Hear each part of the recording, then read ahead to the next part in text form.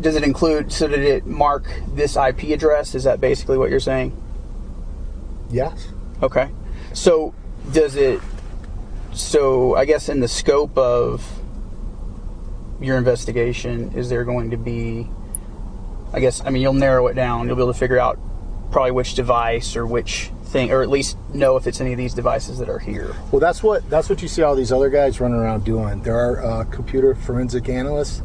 So like even if something's on a computer that someone might have downloaded and then deleted, they're going to be able to find it.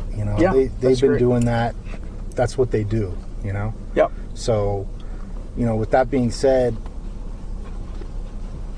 we're just trying to get to the bottom of exactly. No, well, that helps me a lot to understand what you're here for. So I understand that.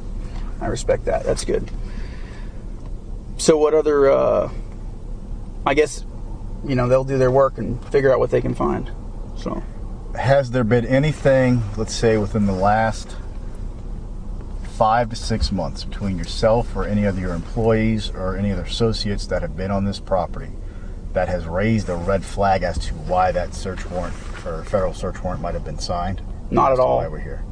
No. Nothing that might have been accidentally or intentionally downloaded or uploaded from any of these networks or software programs that we've talked about? Not that I know of.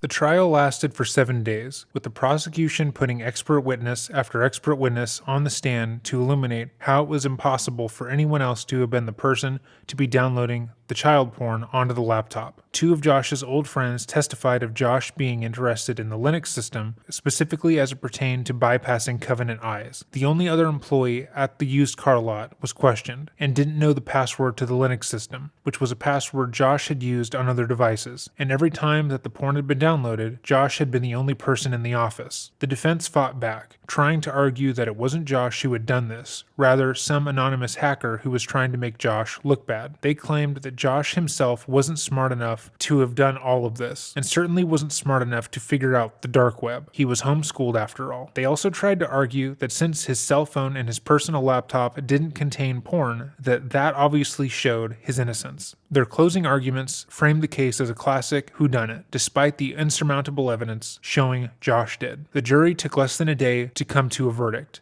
guilty.